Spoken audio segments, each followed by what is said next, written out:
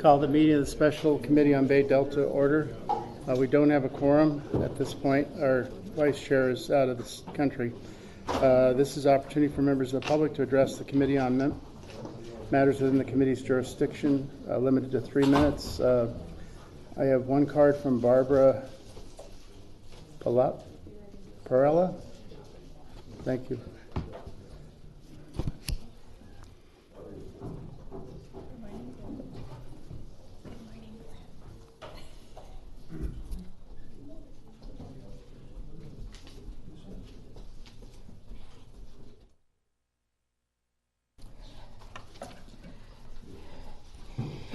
Good morning, committee members. My name is Barbara Berrigan-Perea, and I'm Executive Director with Restore the Delta. I'm here to speak briefly with you today regarding the Delta Stewardship Council's effort to move forward amending the Delta Plan to promote dual conveyance.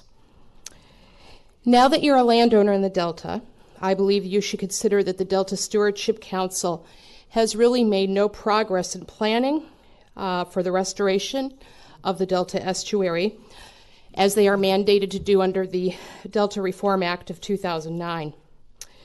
There are no amendments or plans being presented by their staff to protect the Delta as a place of historical, cultural, economic, and environmental importance. In fact, they have never considered in 8 years how the proposed Delta tunnels will impact the Delta as a place as mandated under the law, let alone the impacts on the environmental justice communities that reside in the Delta region. Consequently, if the Delta Stewardship Council approves the present amendment, they will not be enacting the co-equal goals as mandated by the 2009 Reform Act, and they will be moving forward with the politics of extraction in the Delta. Perhaps that does not matter to this body, but for years, I have heard you report to your fellow board members and discuss among each other that you believe investments in the Delta will improve the estuary. So perhaps, as now one of the larger Delta landowners, you're concerned about the community surrounding your sizable investment and recognize that the co-equal goals must be met. Also today at 12:30, we will be hosting a lunch meeting on the Delta's perspective regarding the tunnels here locally. Our special guest will be Dr. Jeff Michael, independent economist from the University of the Pacific, and he will discuss the real costs of the Delta Tunnels project, Cal Water Fix, financing, and those type of issues. We feel free to ask any of you to join us for the lunch meeting. It will be at the Boyle Heights City Hall Community Room, 2130 East Los Angeles Street. Thank you.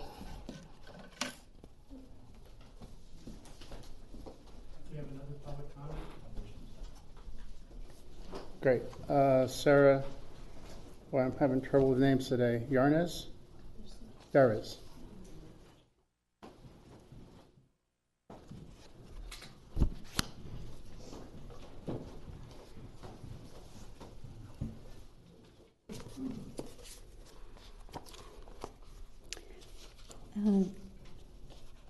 Hello.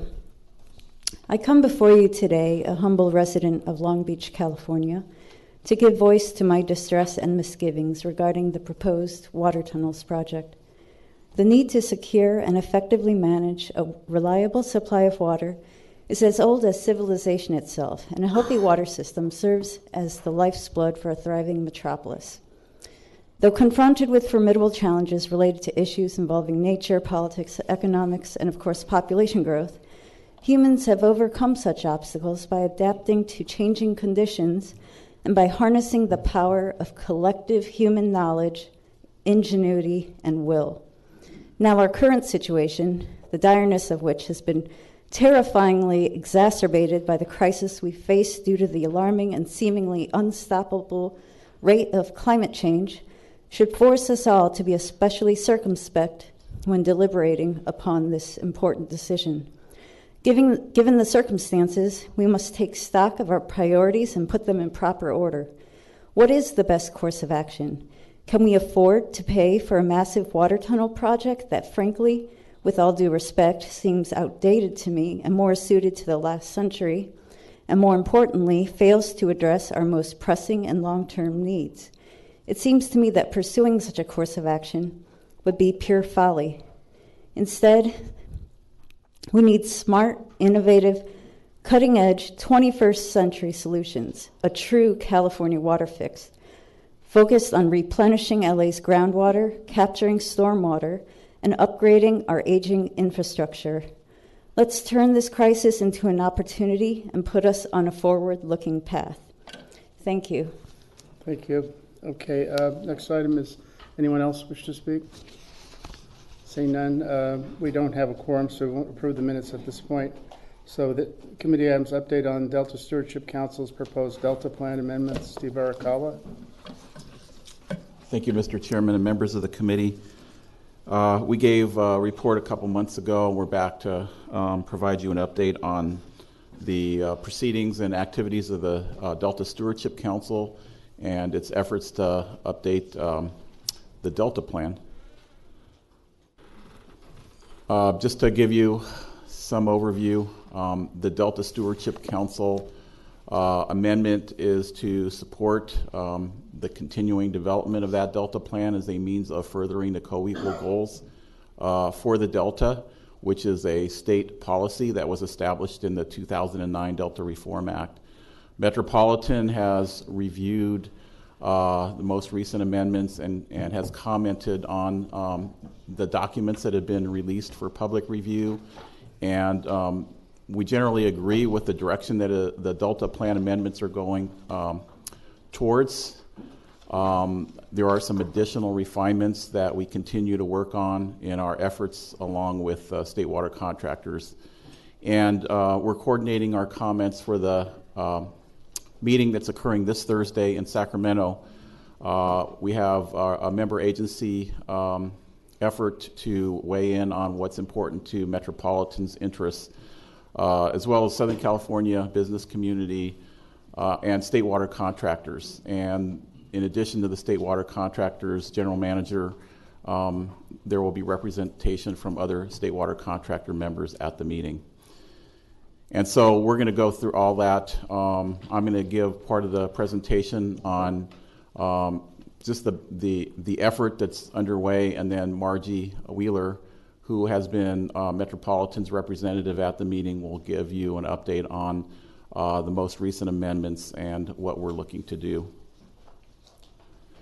So the Delta Reform Act was legislation, statewide legislation, and it established the co-equal goals for a reliable water system for California related to the Delta, and also protecting, restoring, and enhancing the Delta ecosystem.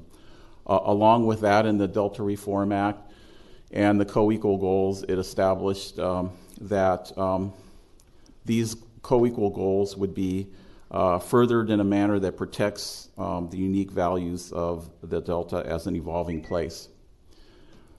The Delta Reform Act established the Delta Stewardship Council, charged it with developing a Delta Plan that's consistent with the co-equal goals, and that the Delta Plan would assist in guiding actions that would be taken related to the Delta. The Delta Plan was adopted in 2013, and during that time period, we had a series of reports to the board.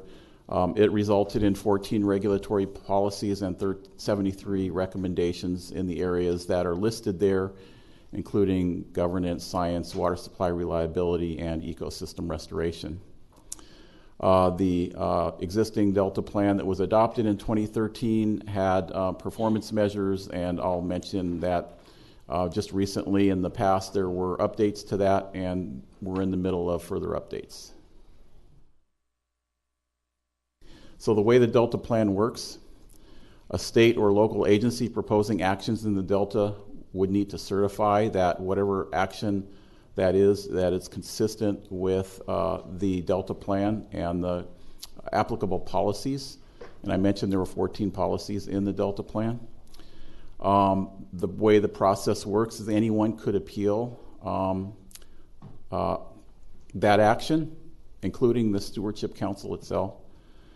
The Stewardship Council would uphold certification if there's substantial evidence that supports the consistency of that action with the Delta plan.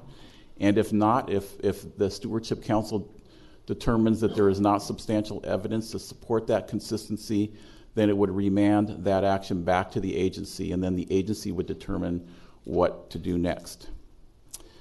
If the agency goes forward with the action, they would submit a revised certification based on whatever modifications they make, and then anyone could appeal under the Stewardship Council's procedures. So there have been some amendments. There were amendments in 2016, back in February of 2016, and also single-year water transfers were deemed exempt from going through this process back in September of 2016. The focus that we have today is on the current amendments, the Delta Levy Investment Strategy, which was a charge under the 2009 legislation of the Council. That draft was approved for moving forward in the environmental document back in February of 2017. What they're dealing with now are the guidelines for conveyance, storage, and operations of both, for how water facilities and storage and all would work together, and thus also the performance measures that are being updated for the Delta plan. So those are the two areas that are going to be the focus of the meeting this week, and were the focus of the last meeting as well. So in terms of these measures, both conveyance, storage, and operational criteria and the measures themselves, the importance to Metropolitan's interest is that originally the Bay Delta Conservation Plan would be part of the Delta Plan of the Council if it was deemed a natural community conservation plan as described in state law. That was in the 2009 Delta Reform Act. Since that time, the state moved away from the Bay Delta Conservation Plan to the California Water Fix. So certainly we have an interest in making sure that the Delta Plan is updated in a manner that would provide for alternatives that are consistent with dual conveyance being included in their update to the EIR, or their Delta Plan and the update in the EIR. The Council has gone through a series of meetings. Back in February, they showed initial drafts of the conveyance, storage, and operational measures, as well as the performance measures. There's been a series of meetings since that time in March and April, and then we have the meeting in May. And they're going to review the revised draft of both of those documents at that meeting on Thursday. So the purpose is to provide for options that would be included in an environmental document, new and improved conveyance, including dual conveyance, to provide for how new and expanded storage could address climate change and provide ecosystem and water supply benefits, and also call for the increased integration of operations of these facilities to make sure that they all are working in tandem and that they do contribute to the co-equal goals and certainly prepare for droughts. The performance measures themselves provide the Council with a way of tracking progress as actions are taken, and progress is monitored to make sure that the objectives of the Delta Plan are being met, and to allow the Council to see how that's working and determine if any changes are needed. The Delta Plan is always under review on a regular basis. I think they have opportunities to review every 5 years or so. They look to, in the performance measures, apply the best available scientific information, and include some way of measuring the trends and the status of the various areas that they're monitoring for the health of the Delta. So that's the purpose of the performance measures. Metropolitan has an interest in how conveyance, storage, and operations will be considered.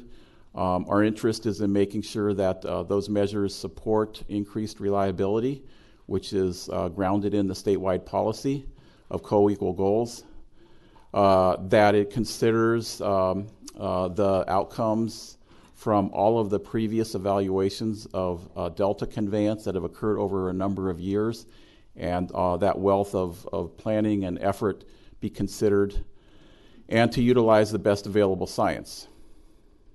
On the performance measures, our interest is to make sure that there is meaningful and relevant measurement as it relates to the Delta Plan goals, so that progress can be tracked in a way that is related to meaningful ways of determining how things are working.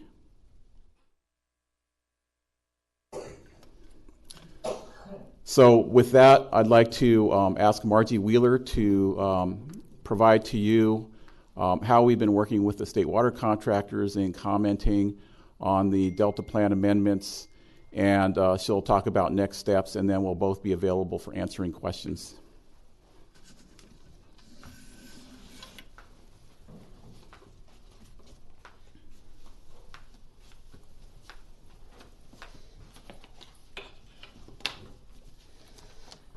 Thank you, Steve. Good morning, committee members.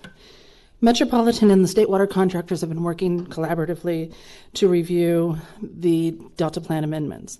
We generally agree that the status quo is not acceptable in the Delta, and that if nothing is done, conditions will continue to decline as they have been.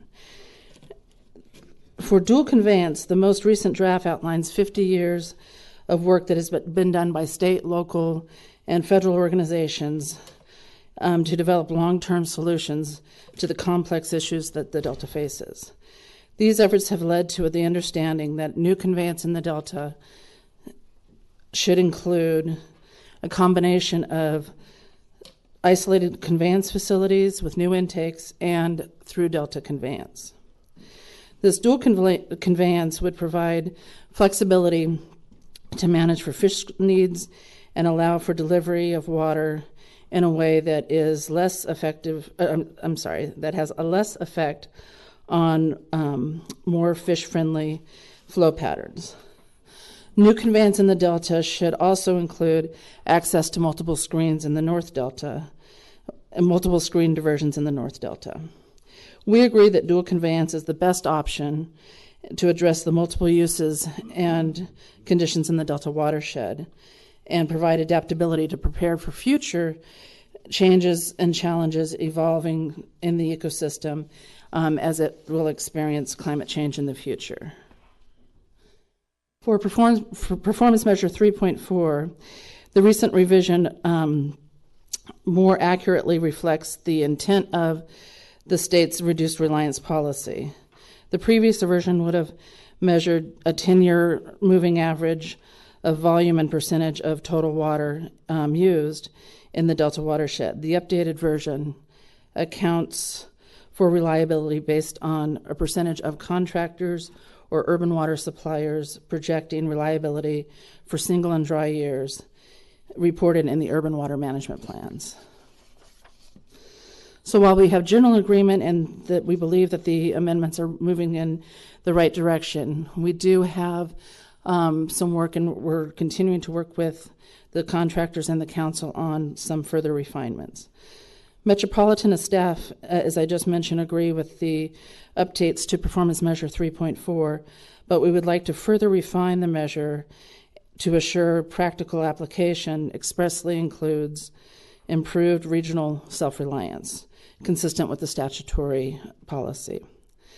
Performance 3.9, which currently targets decreases in the amount of exports in wet and dry years and a reduction of the average historical deliveries over a 15-year period during all year types. We believe that the purpose of this measure is unclear, and so we would like to continue working with council staff and further define and look at what they are trying to, the direction that they're going. And it seems like, as it's currently written, it counters desirable water management. The measure does not account for water management and dynamics between exports and operations, storage availability, peak runoff during storms, risk management, and ecosystem management.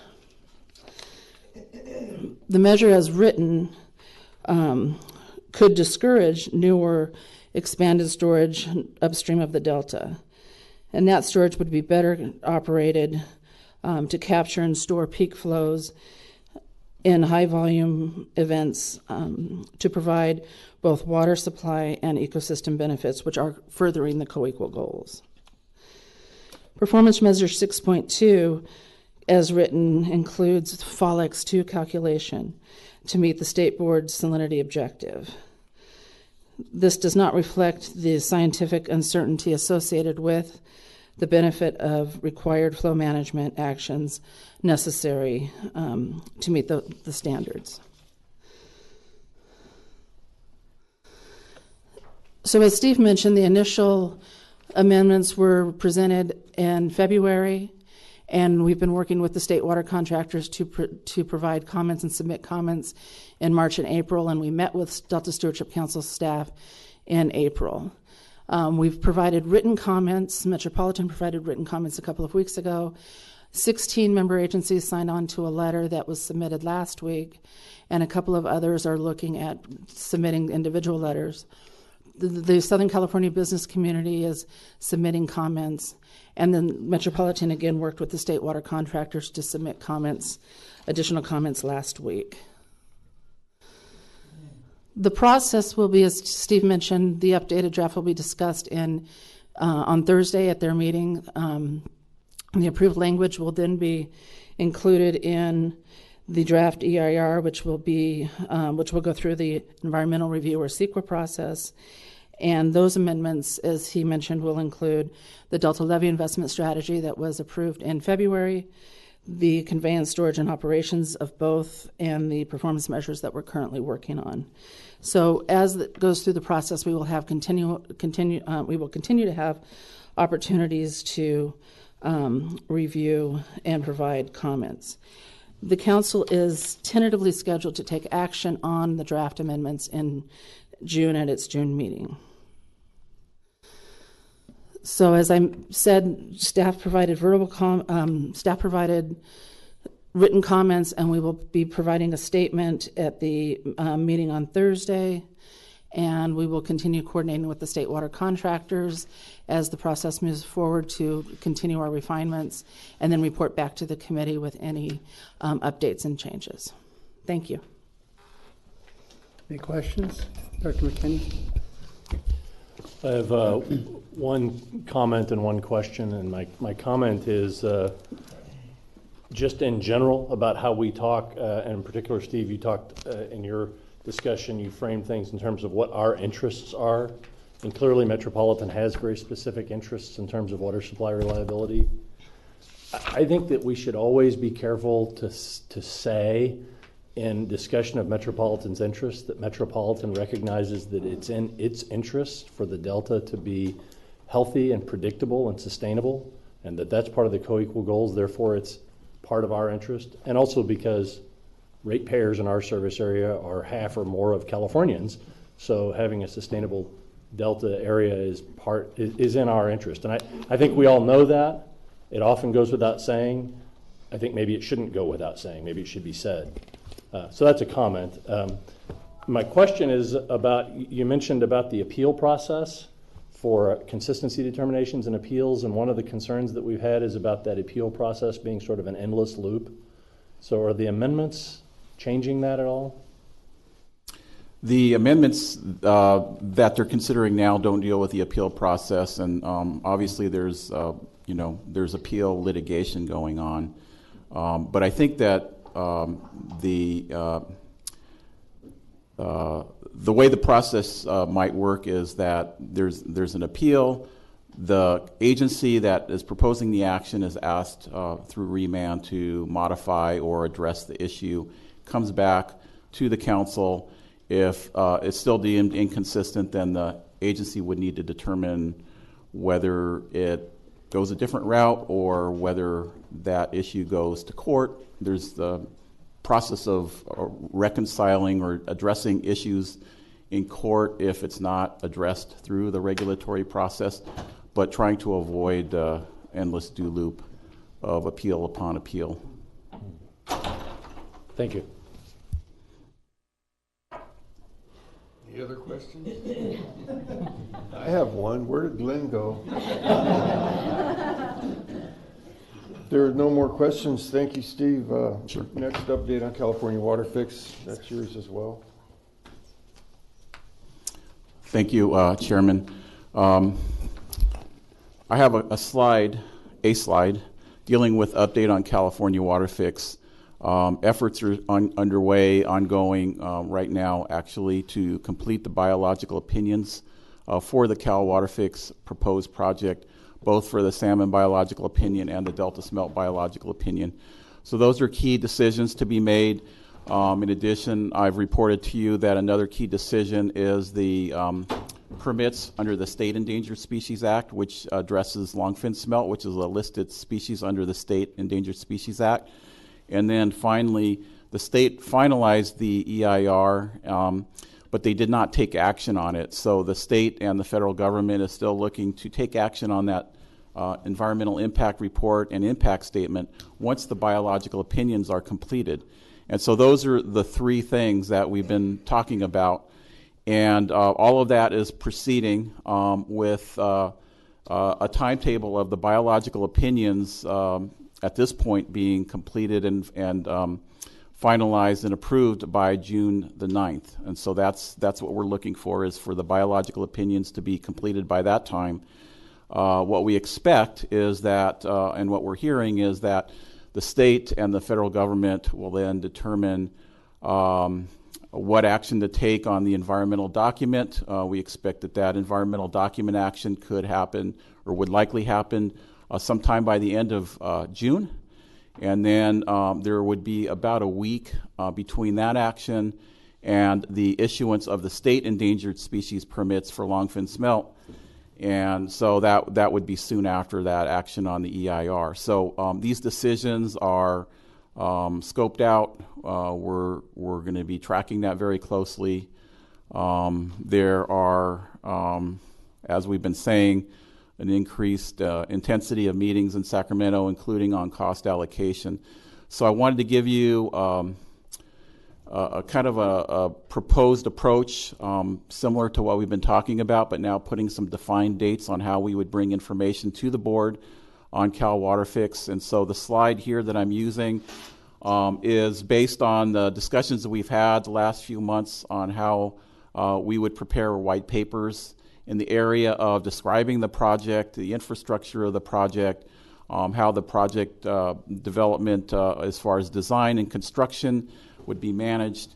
All of that under the first white paper on this slide and characterized as physical infrastructure. On the second white paper, that would be on operations, which would include the project yield.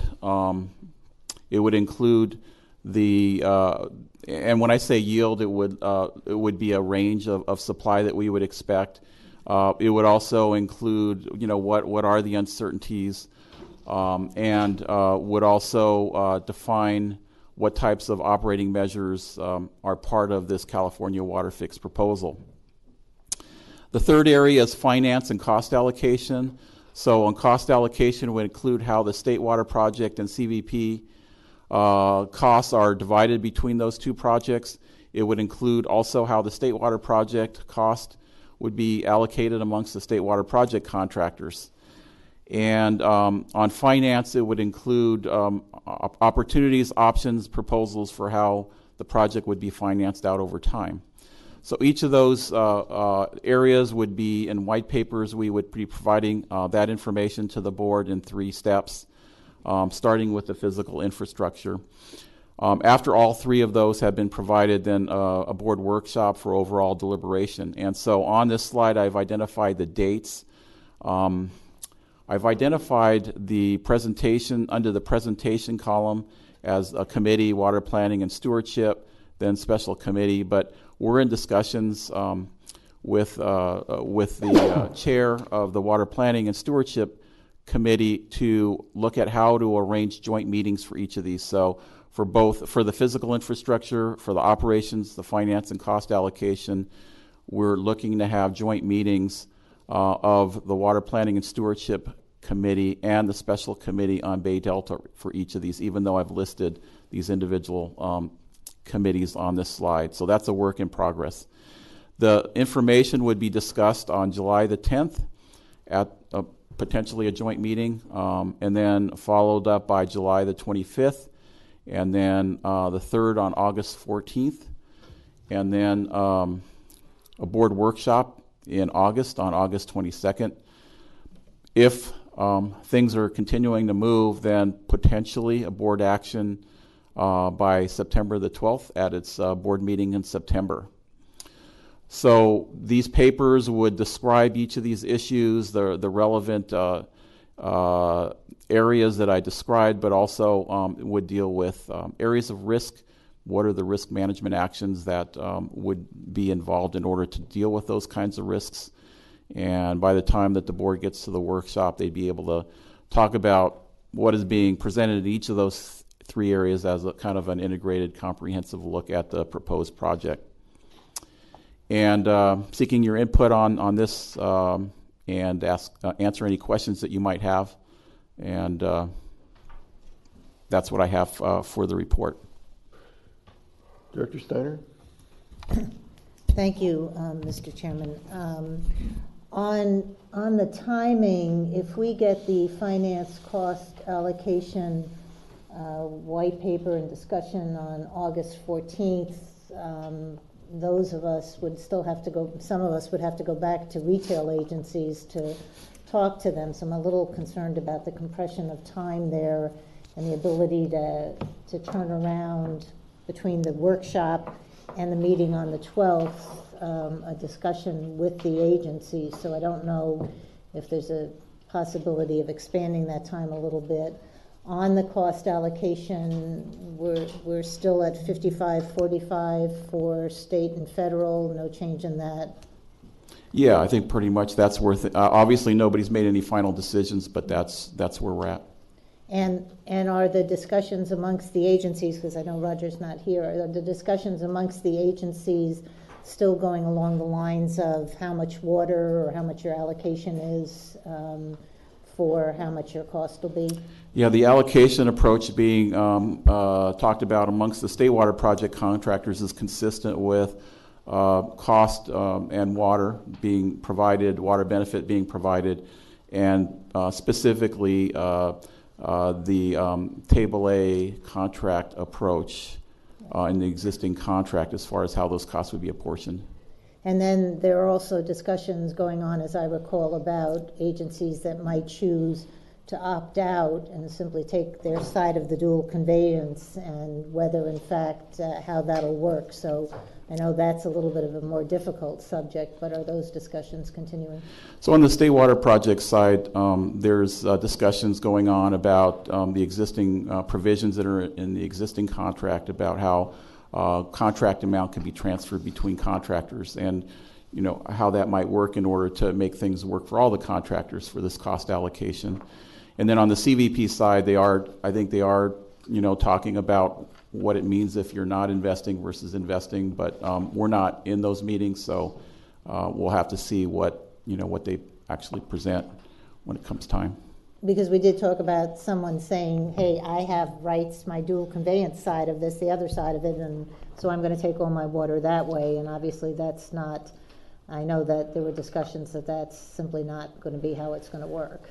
Yeah, we're looking to move forward with a state water project cost allocation approach that is along the lines of the contract, including how permanent transfers could occur, Table A amounts. I think that if that approach does move forward, that makes things much simpler for not only the contractors themselves, but also how DWR would be operating the system. And then we would want to make sure that whatever cost allocation approach the CVP ends up with, that it doesn't negatively impact any state water project contractors. Thank you, Mr. Chairman. Any other questions? Dr. Day? Yeah, thank you. I just want to identify that Memorial Day or Labor Day is September 4. So I'd like to make clear to the leadership that it would be bad if the final document that we're asked to vote on September 12th appeared on September 8th. It would be good if it would be earlier, to agree with Director Steiner's remarks. Thank you. Go ahead. Thank you, Mr. Chairman. Steve, in the finance cost allocation, this is, if this goes forward, it's going to be a large increase in the fixed charge we get charged by the State Water Project, right? Yeah, I mean, you're paying a large, it's mostly fixed cost because the variable part of it is pretty small. Are we going to have any discussion? Is the white paper going to talk about an option to have a fixed cost component to pay for this here at MWD as opposed to being 100% on commodity? The white paper is going to be written in a way that's consistent with carrying out our existing rate structure. So it would be along those lines. It would not be anything different than that. So the white paper is not going to consider any additional fixed revenue to pay for this at the Met level? Not for Cal Water Fix. It would count on the existing rate structure. Okay, Mr. Chairman, would it be possible to have that as a part of a discussion? I mean, we've just seen what happened in the treated water arena where we incurred huge fixed costs and didn't think about fixed revenue in the future. Here we're anticipating another huge increase in fixed costs, yet not having any discussion about increasing fixed revenue. You bring this up every meeting. I think you're able to bring it up at the workshop or at the meetings to discuss it, but the paper has been written. Any other questions, Steve? Thank you, Steve. Thank you. Don't go away. Oh, that's right. Thanks, Mark. You're standing in for Roger Patterson. Yeah, there are a couple things under the manager's report I wanted to go into. First is there is an action item coming to the board and will be discussed at the Water Planning Committee in June. It resulted from a previous presentation we gave on the State Water Resources Control Board proceedings to review and update the water quality control plan for the Bay Delta. And in that discussion, it was the committee's desire that in addition to just providing you a briefing on the aqua policies, to come back with a proposed action or with an action for consideration by the board on approving those policies. And so we're bringing that to the board in June. Wanted to make sure you knew that. And secondly, on Delta operations, that we're in May, so it's expected that things, just as we're in the middle of ramping up through winter, things change, and things are changing kind of on the other side of the key part of the hydrologic year. So outflows are dropping. They're currently averaging around 60 to 70,000 CFS, which is still pretty high. It's an extraordinarily wet year, but 60 to 70,000 versus over 100,000 or more in previous months when we've given that report. And the other thing too, though, is that on the San Joaquin River side and maybe some of the other areas, we would likely start to see the effects of snowpack melt. So we may see some of that starting in late May and into June. The key thing is pumping for the State Water Project and CVP is about 4,500 CFS right now for both of those projects. The State Water Project is at 2,700 of that 4,500. The key thing that is affecting water exports right now is what's called the inflow-export ratio, which is in the regulations. And so beginning in about the middle of May 15th, the San Joaquin River flow, which had been very high, had dropped below a trigger point. And so that kicked in the inflow-export ratio, which will last through the end of May. So once that is done, then there's an opportunity to export water. Aside from that regulation, the next controlling regulation is the Old and Middle River flow magnitude, but we project that Old and Middle River flow will still be highly positive in June because of the wetness of the year.